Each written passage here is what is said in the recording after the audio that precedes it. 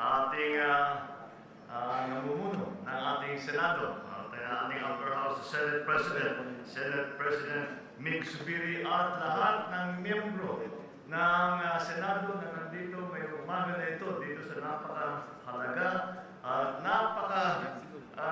makahulugan na okasyon.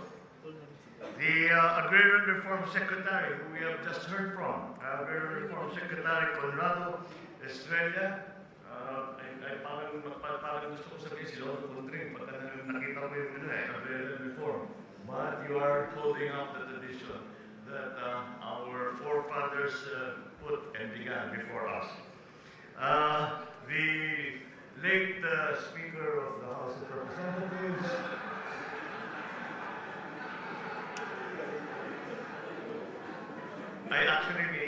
he's still okay. He's still alive.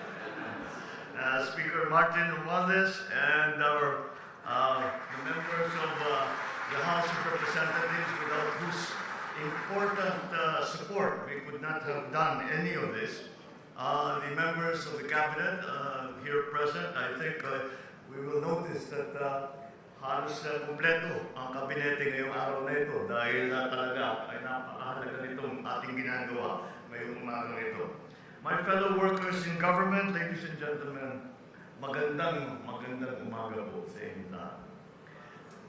Sa kaunahang kong State of the Nation address, ay nasabi ko, the Filipino people, ay sinasabi ko sa at ipinangako ko sa ating mga kababayan na itutuloy ang Agrarian Reform Program. I'm here today to build on that promise because our beneficiaries deserve nothing less. Ituloy natin ang reformang agraryo, hindi lamang sa pamimigay ng lupa at sa mga magsasakang hanggang ngayon ay wala pa rin lupa, kung hindi upang tuluyan na sila'y palayain mula sa pagkakautang na pumipigil sa kanilang ganap na pagmamayari sa lupang bigay sa kanila ng pamahalaan. Sa ilalim ng mga batas agraryo, ang bawat magsasaka ay may utang na katumbas ng halaga ng lupang binigay sa kanila.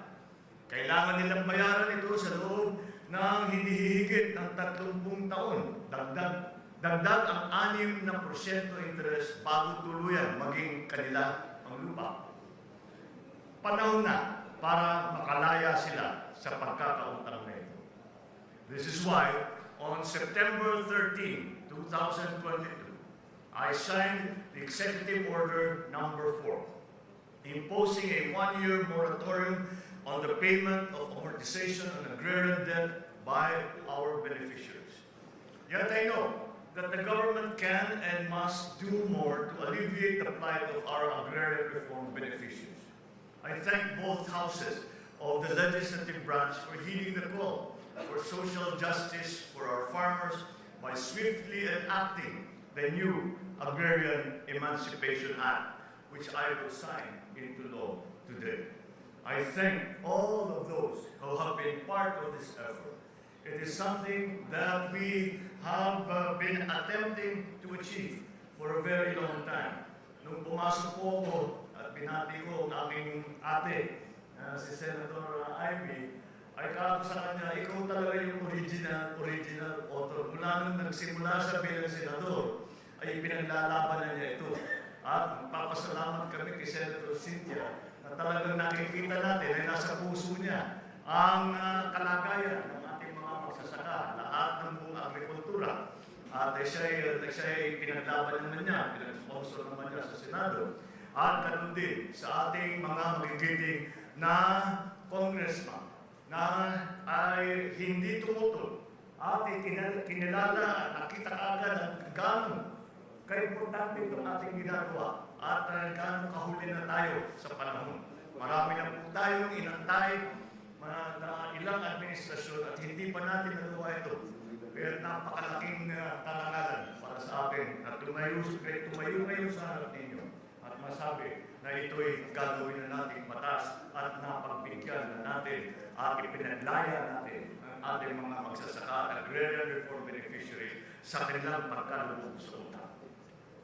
This law condones all unpaid amortizations, including interest, charges and surcharges for awarded lands. A total of 610,054 agrarian reform beneficiaries will benefit from this new Agrarian Emancipation Act. Ngayon, ang sinasabi ang mawawala sa pamahalaan ay 57.65 billion. Eh yan lang eh, alam niyo naman po, yung pagbayad na yan ay nasa papel lang yan. Ang katotohanan talaga, eh pwede natin ang tawagin na dormant receivable ito. Dahil alam naman namin, walang kakayahan ang mga magsasaka na bayaran itong napakalaking utang ito. Kaya napakatama naman na napunta sa pamahalaan. At kami naman, ay yan ang trabaho ng pamahalaan upang suportahan kayo, upang pagandahin ang ating agrikultura, upang bigyan kayo ng pagkakataon, at upang masabi natin na ginagawa natin lahat, upang maipakain natin lahat ng ating mga mamamayan.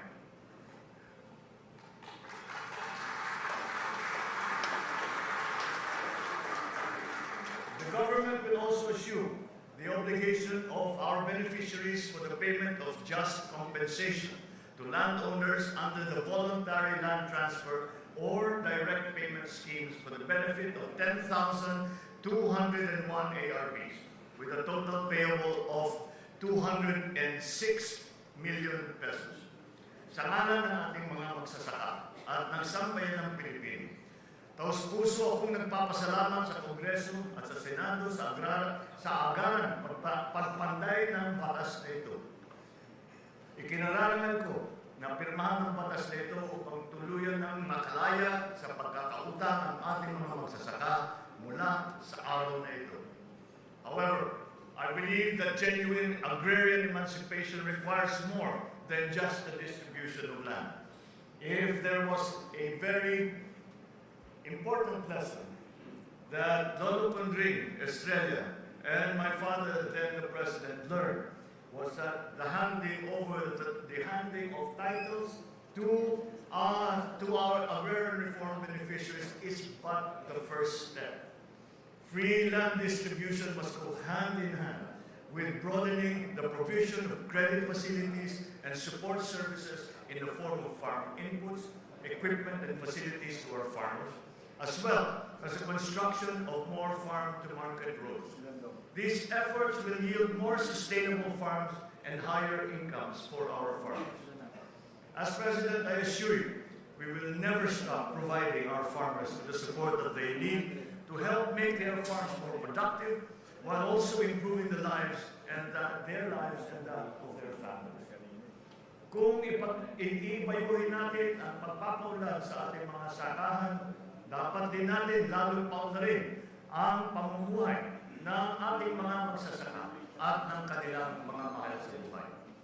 So let us expedite the individual titling of lands covered by collective CLOAS to secure the agrarian rights of our farmers.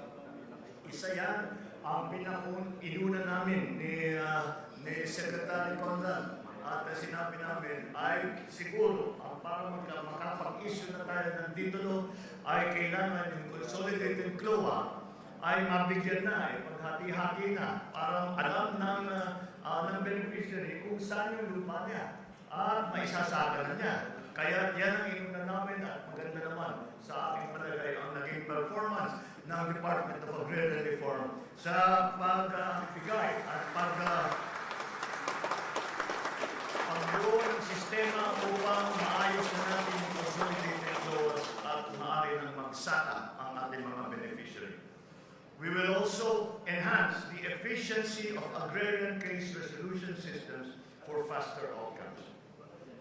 We need to revitalize the agricultural sector, and so we endeavor to attract and train new generations of young farmers who will become the driving force behind a modernized and profitable agriculture sector that fuels sustainable rural development.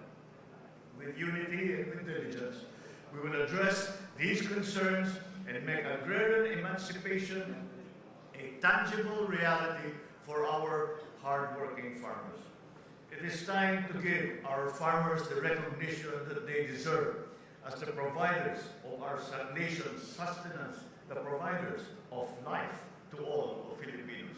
Panahon na upang ang ating mga magsasaka na sila nagpapakahirap araw-araw upang lagyan ng pagkain ng mga hapagkainan ng ating mga tahanan ay mabigyan ng atensyon at pagpupugay na akma sa kanilang kontribusyon sa ating bayan.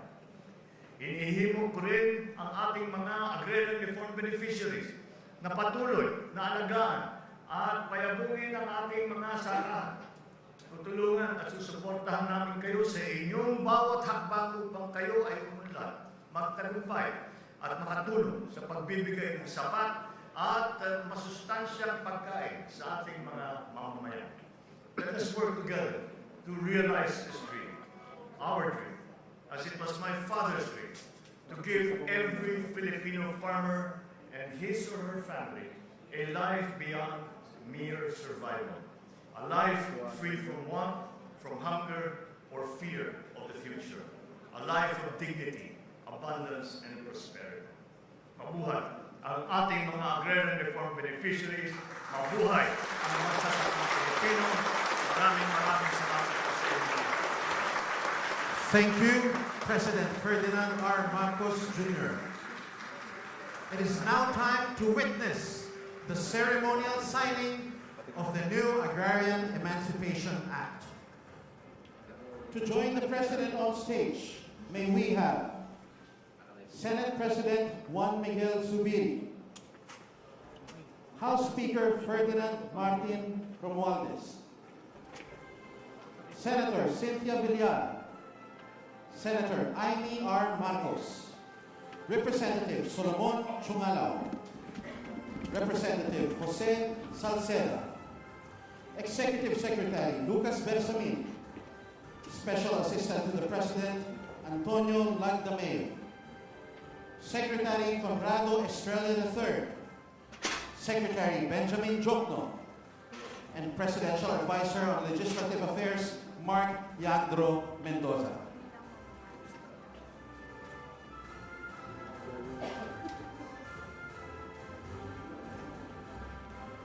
Once again, it is now time to witness the ceremonial signing of the new Agrarian Emancipation Act.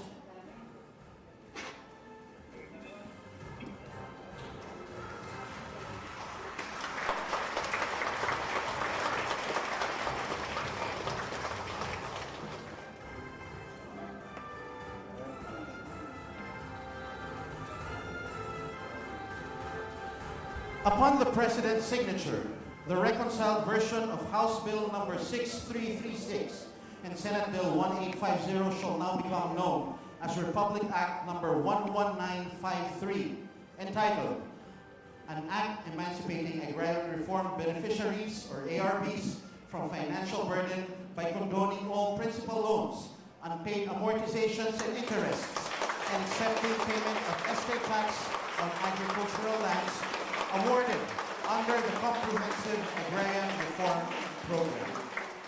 The law seeks to emancipate agrarian reform beneficiaries from the burden of the land they till by condoning all unpaid amortizations and interests in connection with the loans they secured under the Comprehensive Agrarian Reform Program. Thank you, Mr. President. At this point, the President will now grant a photo opportunity.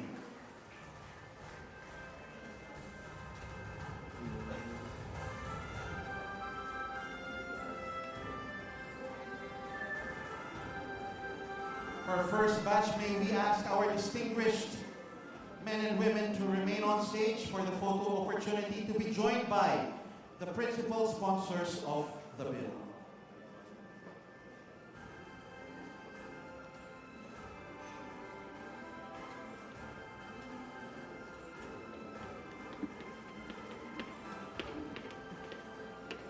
Once again, may we ask the other principal sponsors of the bill to join the President. Thank you.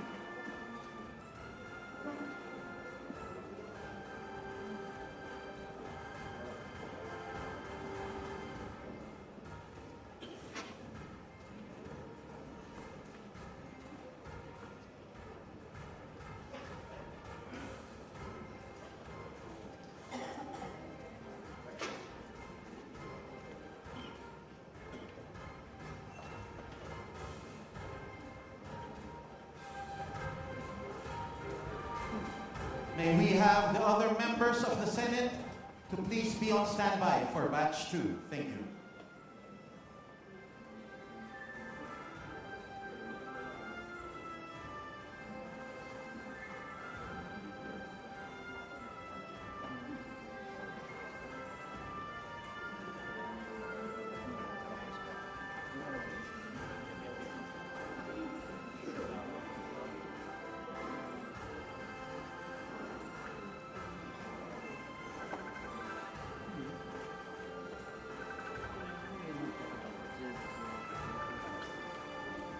May we now have our next group.